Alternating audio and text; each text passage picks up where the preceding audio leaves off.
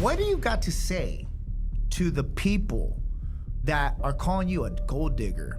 I'm a traditional woman. The man is the head, but some of these lower frequency men forgot that what their role was. Those 18 to 21-year-olds have a rotation as well. They get that instant gratification, they get the sex, they get all that enjoyment from those girls, but eventually what's gonna happen is they're gonna look over in the bed and see that it's empty. So they're gonna realize, dang, sex is good, but I really want a warm body and someone genuine beside me.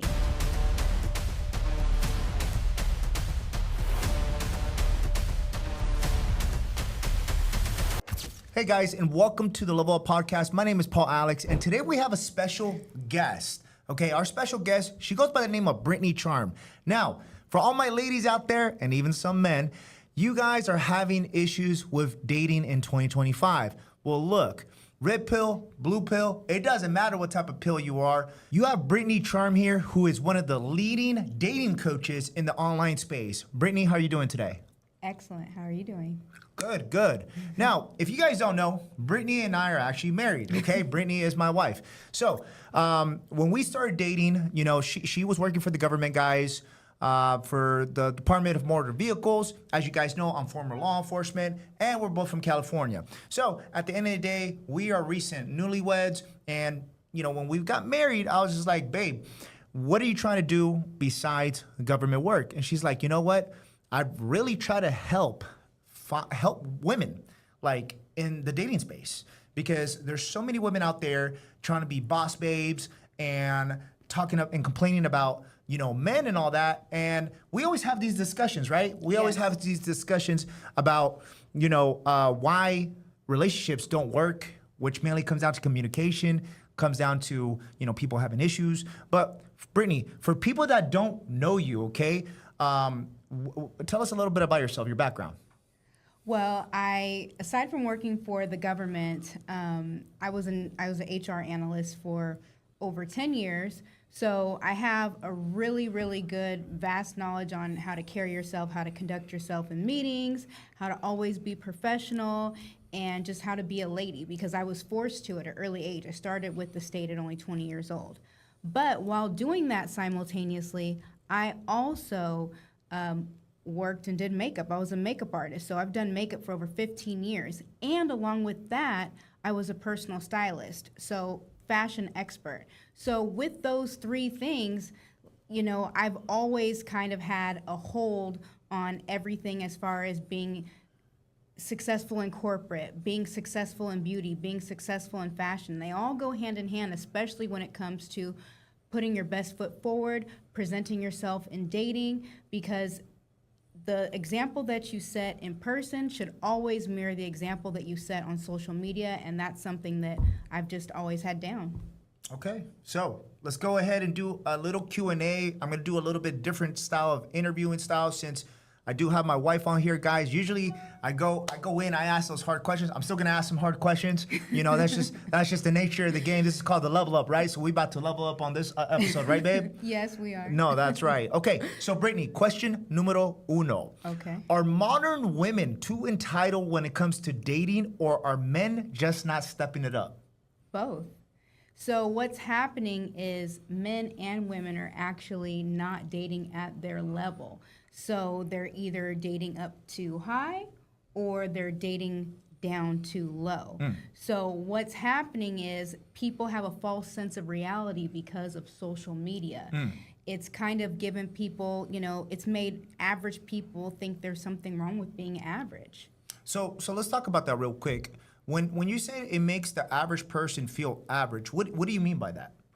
Well, for example, we were both 9-to-5ers. What's wrong with marrying another 9-to-5er? What's happened is on social media, everybody sees like these yachts and this extravagant lifestyle. They feel like that's always attainable and that's the only way for happiness. That's not true. You could be happy married to a cop. You could be happy married to a lawyer. You could be happy married to a firefighter, a truck driver. It all depends on whether you guys are a match. That's essentially it. So what you're saying is, people, whether it's men and women, they have too high of an expectation nowadays. Yes. Okay.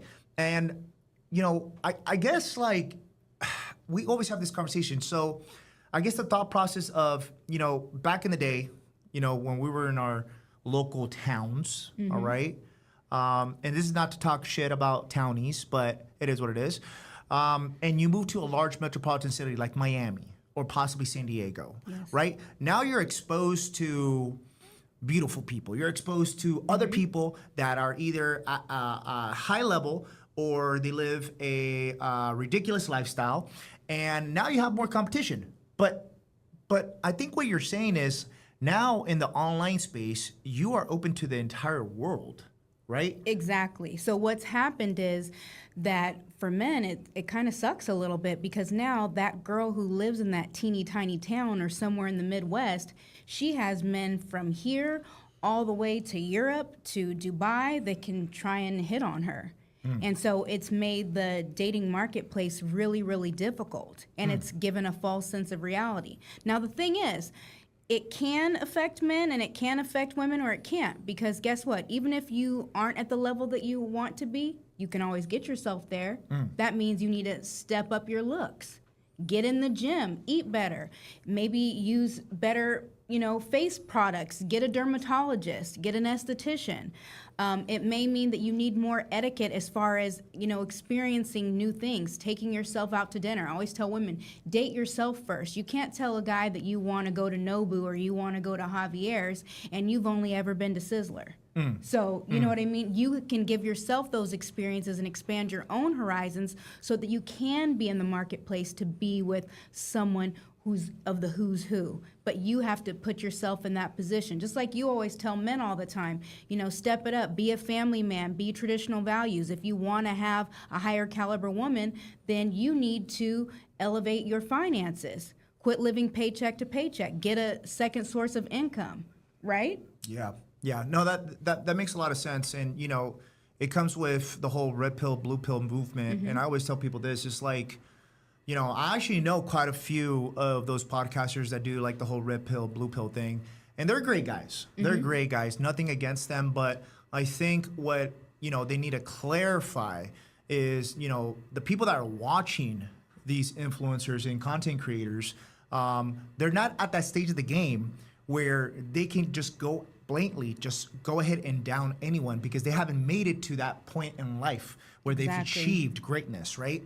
So no, I totally agree. So my follow-up question would be, do you I know you teach women, okay, how to find high value men, okay? And some men, they might go ahead and be like, what? Like, what do you mean? Because I feel like there's a lot of women in the online space essentially that, try to attract high value men, but they're like OnlyFans creators. So is that what you're doing? You're teaching any type of woman how to find a high value a man, or what's who's your avatar? My avatar is highly successful women who are sophisticated. Okay. So no offense to the OnlyFans girls or girls that are sex workers, but that's not what my aim is for, because I'm kind of against the whole gold digging, sugar babying, sugar daddy thing, because I hate to put religion in there, but I'm a Christian, and that kind of goes against my core values, because I feel with any bad thing like that you're doing, it's temporary gratification. It may feel good for right now, but guess what? Whether you're a man and you're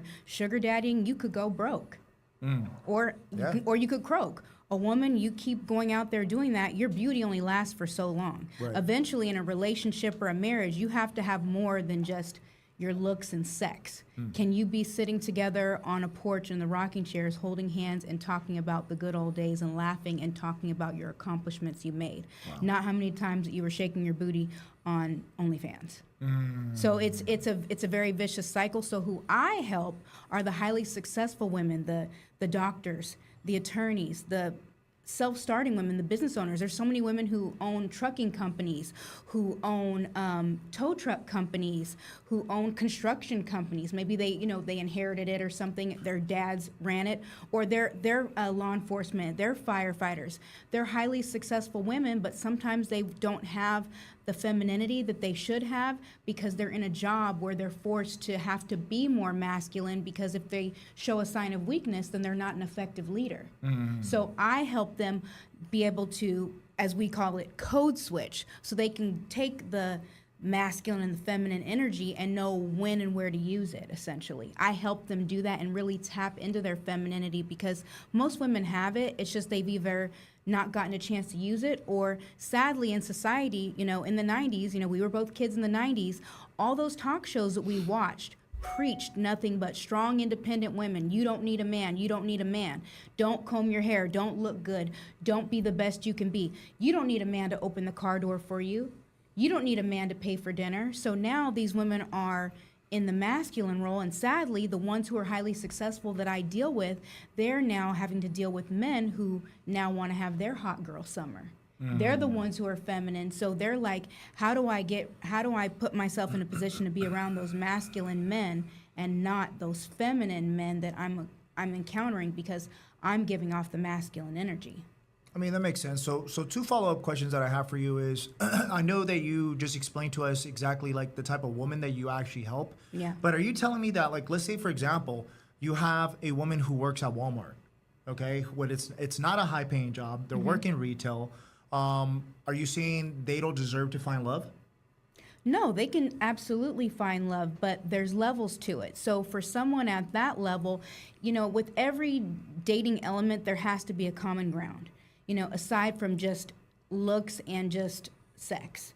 So if she is a Walmart worker or retail, maybe she can't have that CEO of that company, but she would do well with a firefighter or someone who still wants to be in the more provider role, but they have more of a common ground. That's what I'm saying. It has to be someone who can be in those social circles. But you never know. That girl who is the Walmart worker or the retail worker, she may know how to level herself up and be a great client with enough potential to be able to move in and out of those circles. But when you're in the higher circles, you have to be able to communicate at the dinners, at the brunches, at the, corporate meetings or the events that these types of men have. And if you're there, you can't talk about, the clients that you have at Walmart. It's not a common ground. So what if you got like a supermodel working at Walmart? Like you don't think a pretty girl got an advantage over somebody who's more highly successful, but let's say they're not a looker? Yes and no. Let me explain why. Because after a certain age, men want more than just looks, I'm finding. Okay. So these higher caliber men, like, they love beautiful girls for bedroom dates, but... What is a bedroom date? Ooh, a bedroom date is pretty much a classy way of saying you're a booty call. Okay. But so that's like basically the new term now, is what the kids are saying? That's what I coined. It's called bedroom date. Bedroom date. Okay, I got It's it. actually worse than a booty call, though, because girls who are getting bedroom dated think they're in a relationship and they're like falling for the guy, but really he has you on his roster on rotation. Give us a scenario. Okay, so an example of a bedroom date would be a girl who only gets the late night calls to hang out, only gets Netflix and chill. She never gets taken to dinner, and even sometimes she's asked by him to bring dinner to him. It's not reciprocated. But because out of desperation, because she hasn't dated anyone in months or even years, she feels like she's in a relationship, when really he's just using her body like, he's swiping a credit card. You know what this reminds me of? It reminds me of that movie Bridesmaid. With the main star, and then she's over there in bed with the side dude with the Porsche. Exactly. The Porsche, and then he's just like, gotta go, That is like the ultimate, like, that's the best analogy you can give. She was like the ultimate bedroom date. And it's funny, as when I was younger, I used to love that movie, but now watching it, I'm sad for her, because she was getting bedroom dated that whole movie, and she literally had to hop over his fence when he told her that he was done with her for the night. That's hella funny. Yeah. Reminds me of when I was a kid.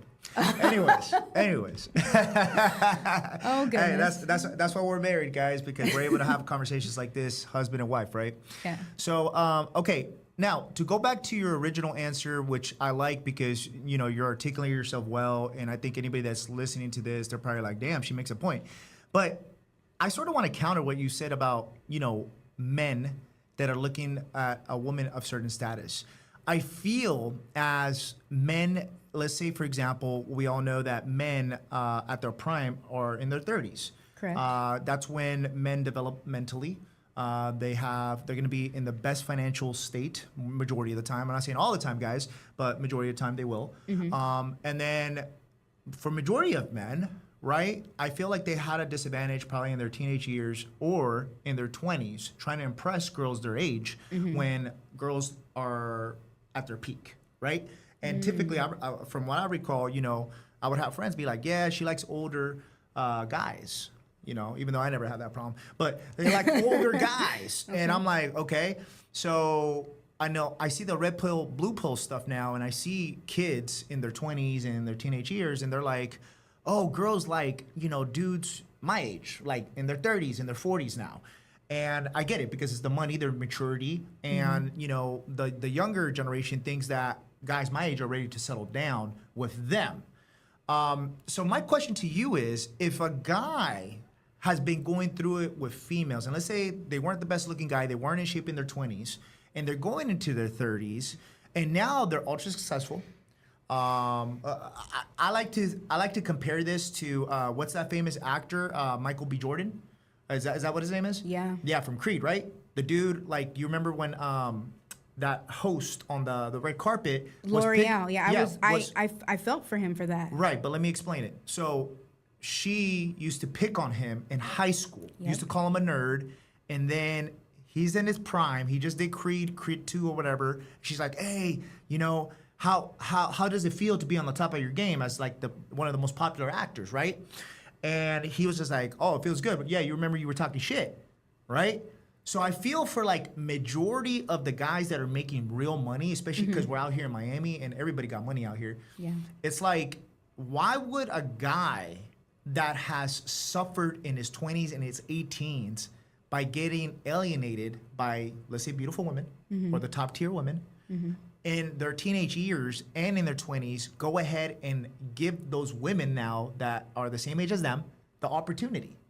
Because to be honest, I mean, I've never had issues with women, but if I was one of these guys that was like, no disrespect, but a nerd, or, you know, didn't get chicks when they were young, why would I give them the time of day in my 30s when I'm like, I'm ripped, I'm wealthy, I'm looking good, I'm in my top peak? I would rather want somebody that looks good, somebody that's like fire, like in their 18 to 21.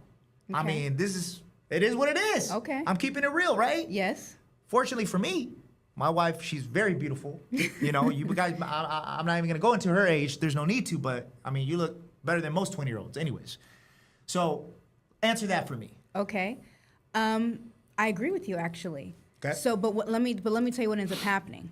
So initially, those guys use those girls and they have fun. Okay. Because they're fun. Yeah, when they first get their money, they're going to do that. But what ends up happening is those 18 to 21-year-olds have a rotation as well. So what's going to end up happening is they get that instant gratification, they get the sex, they get all that enjoyment from those girls. But initially what's going to happen, or eventually what's going to happen, is they're going to look over in the bed and see that it's empty. Because that girl's on that rotation. And they're lonely. And they're lonely. So they're going to realize, dang, sex is good, but I really want a warm body and someone genuine beside me. To care for me. To care for me, to give me that. Yeah. So yeah, they're gonna do that a few years, and then when it gets old, they're gonna actually marry someone who is within their level. And if you notice, what I noticed, they normally marry like a nice girl from like a small town or something like that. humble girl. A humble girl, absolutely. But I feel like now with social media, that's getting harder and harder to do, because like you got to think about it like this, and this is my perspective from a man, right? Is the fact that, you know, back in 2008, it was like, no, 2006. Damn, I'm getting old. 2006 when I graduated from high school, guys, right? You know, I was in a small town, and I was in the East Bay, you know, which is the San Francisco Bay Area in California, and everybody knew everybody. Yeah. So it's just like, if you were the top dude, if you were top G in your high school, it doesn't mean you were top G across the country, right? Because Facts. there's always going to be somebody better than you. But now with social media, it's exposed everybody to everybody. So it's just like, how do you compete when you're not the best looking dude or gal? How do you compete when you don't have the most money, you don't live the lifestyle, and then let's say, for example, you're in a relationship right now in 2025, right? As a youngster, you know, 18, 25, even 30s, right? Because I've seen the dating scene right now. It's horrible, right? And now people have to compete with the mindset of, well, I could always do better. Okay, well, this is my answer to that. The biggest thing is the A word, accountability.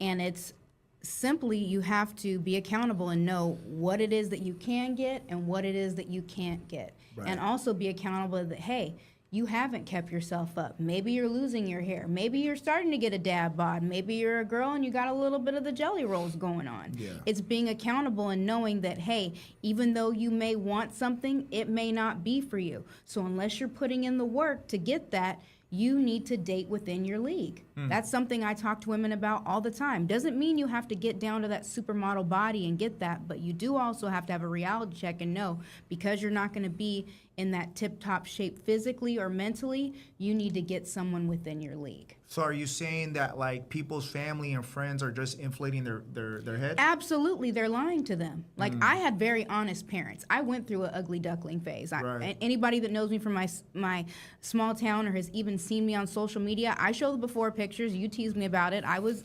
emo at one point and had ugly blonde streaks that looked like a raccoon. Oh my gosh, I hate thinking about it. But anyways, what did I do?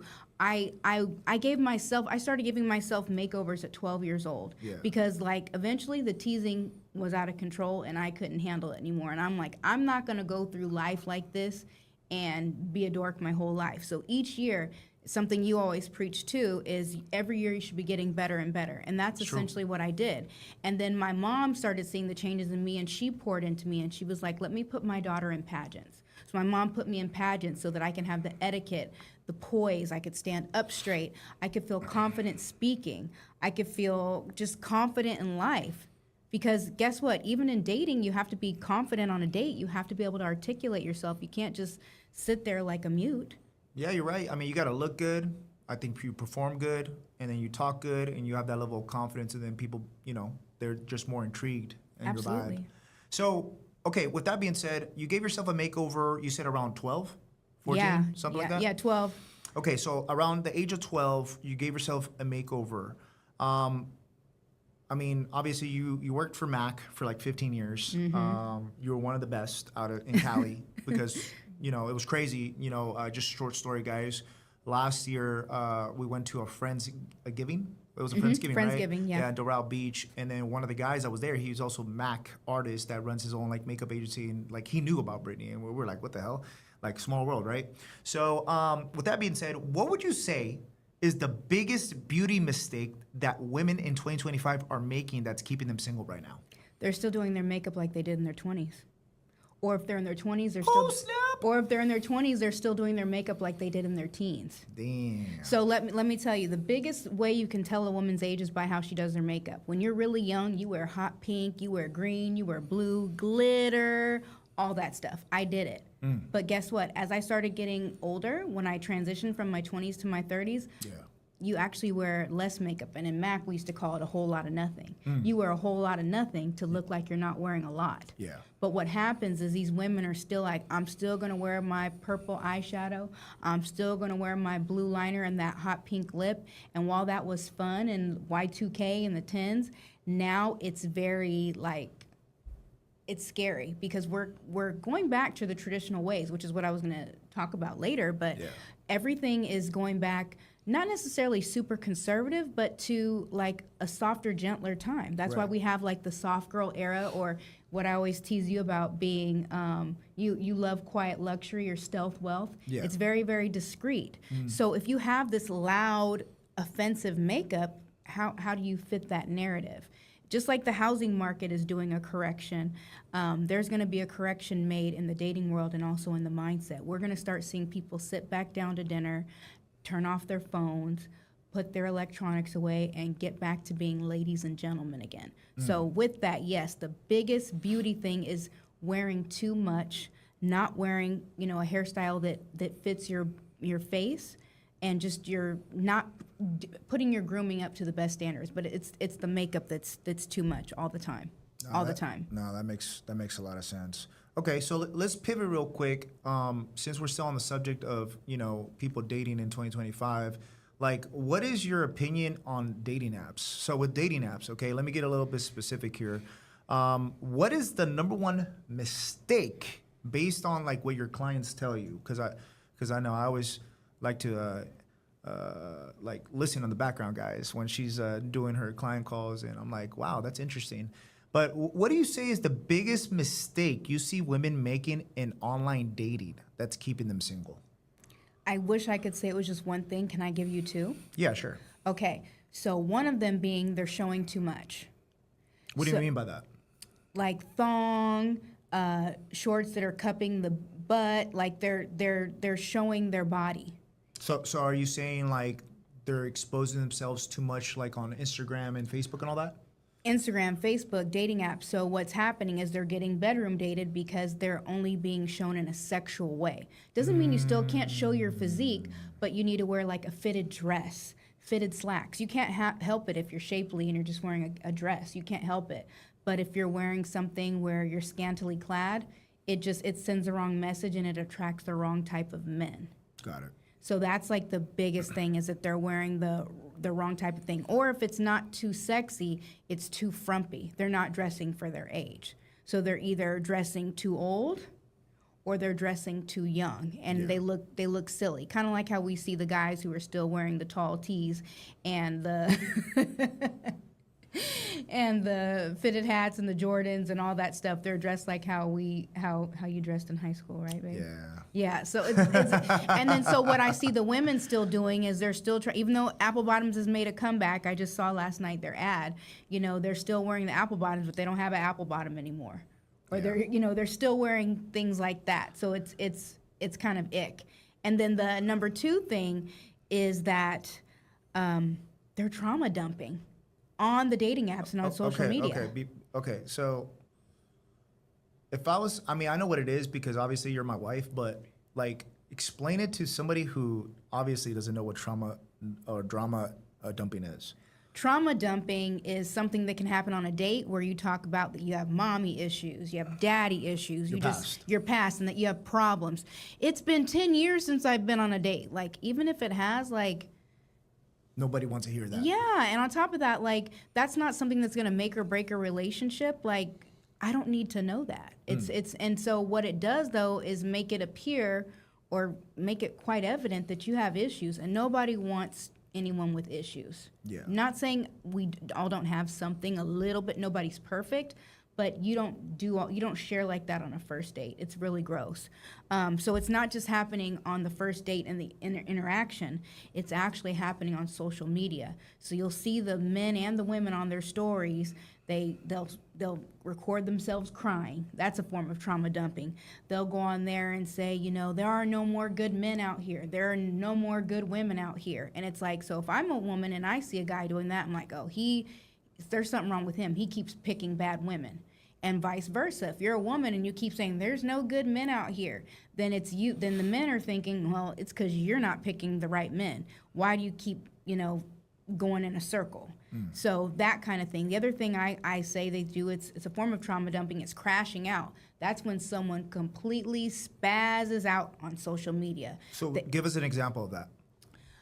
One of those would be like, posting screenshots of someone, talking about your breakup, and then tagging the person, showing yourself destroying property, just acting up and screaming. And sadly, this is done constantly. I don't understand how people can like legit just like record themselves acting up. Like, you gotta hold the phone while you're doing this. Like it's sort of like, okay, 1, 2, 3. Like, how does that even make sense? Like, come on. Like, your parents taught you better than that. And the sad part about it, honestly, is they think that like they're getting attention because when they view their stories, they're like, oh my gosh, 500, 1,000 people or 2,000 people viewed this. I'm like, and they're laughing at you, and now they've screen recorded it. So listen to this, ladies and guys. They're now screen recording you, and they're putting it on Facebook or they're putting it on YouTube, and now you're going viral because they're laughing at you. Yeah, that's wild. So. Okay.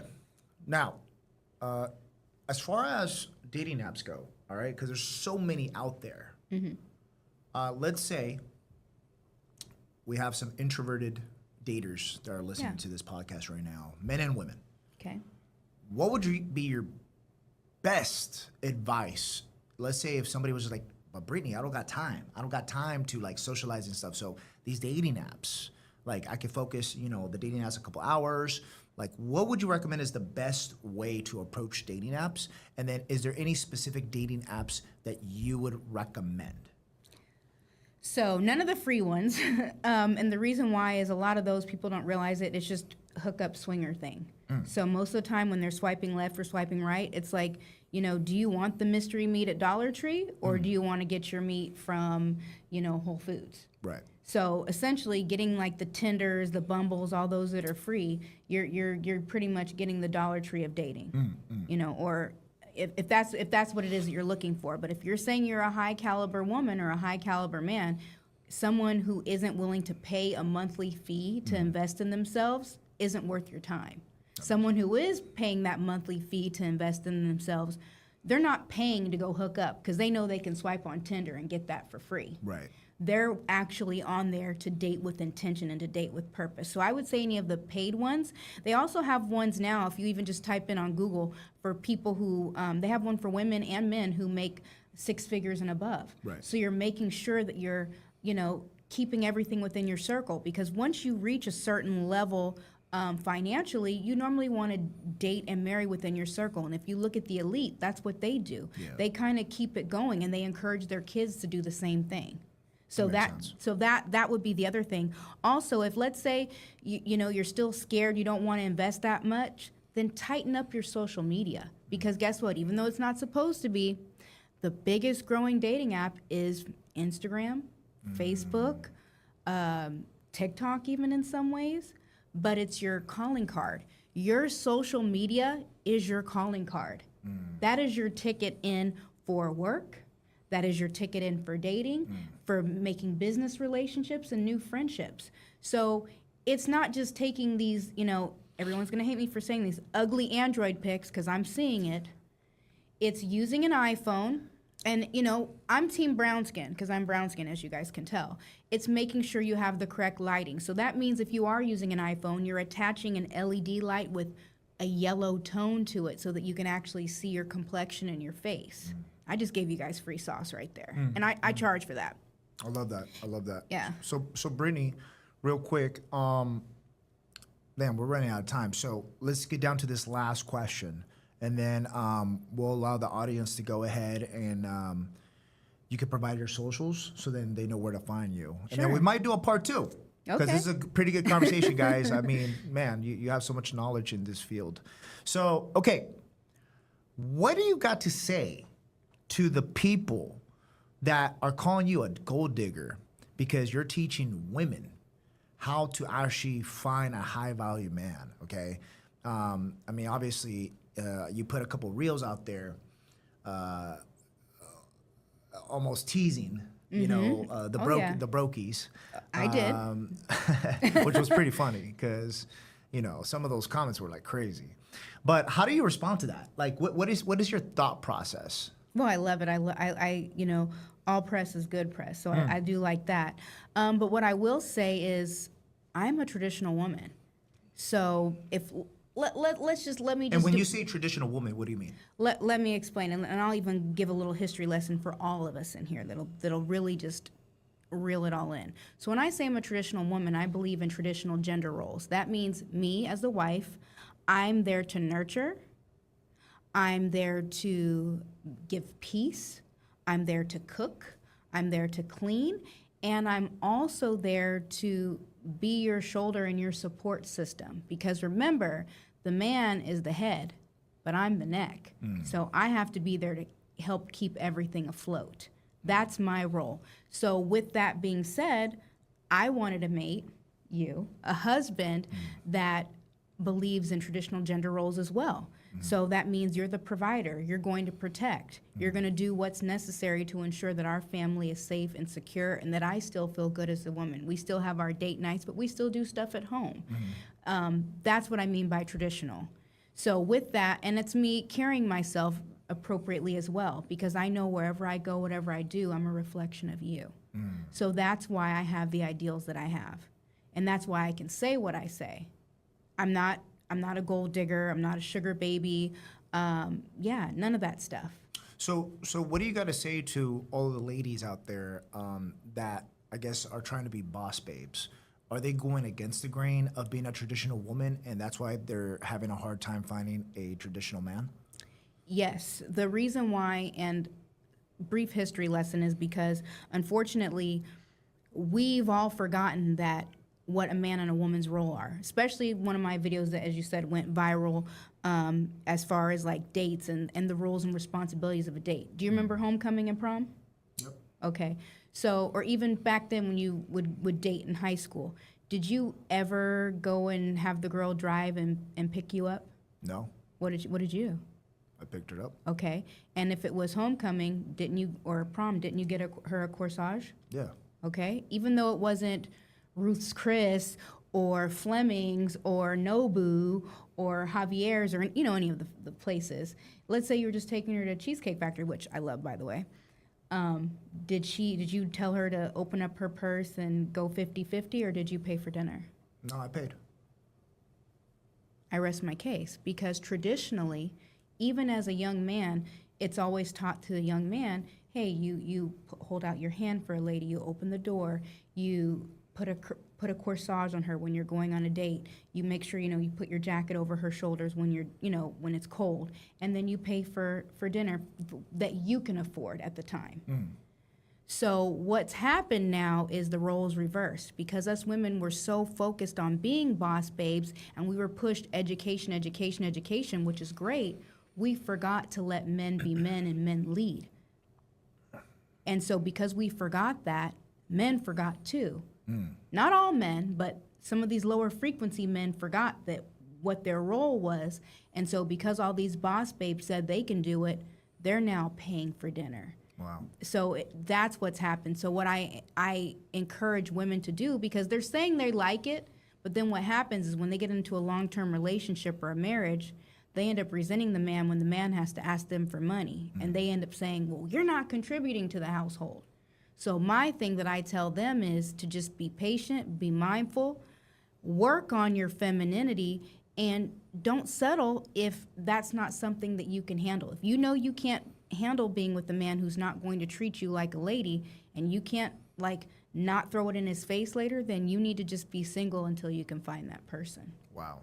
Okay, that's amazing. Man, I didn't even get to ask half my questions, guys. But with that being said, I think we're going to be doing a part 2 pretty soon, guys. But Brittany, where can my audience go ahead and find you? They can find me on Facebook at Brittany Charm. They can find me on Instagram, Charm Beauty and Connection. If you just type it into Google, you'll find it too. And I actually have a Facebook group called Makeup and Manners for Modern Matchmaking. It's a private Facebook group, but I allow the highly successful women to join. You just have to make sure you answer the questionnaires and put in your contact information, because it's a secure, safe place just for women. That's why I ask for that information, so that they know it's a sisterhood. So it's meant for us women to connect and for me to provide feedback and show my experiences. I love that. I love that. Guys, once again, if you are listening right now, make sure to rank us #1 on Spotify. We've been top 10 for the past year. Okay, it's been phenomenal. The Level Up Podcast with Paul Alex. Make sure to also check us out on YouTube, guys. Make sure to follow Brittany at Brittany Charm on IG and Facebook. And that's it. I'll catch you guys on the next one. Continue to level up.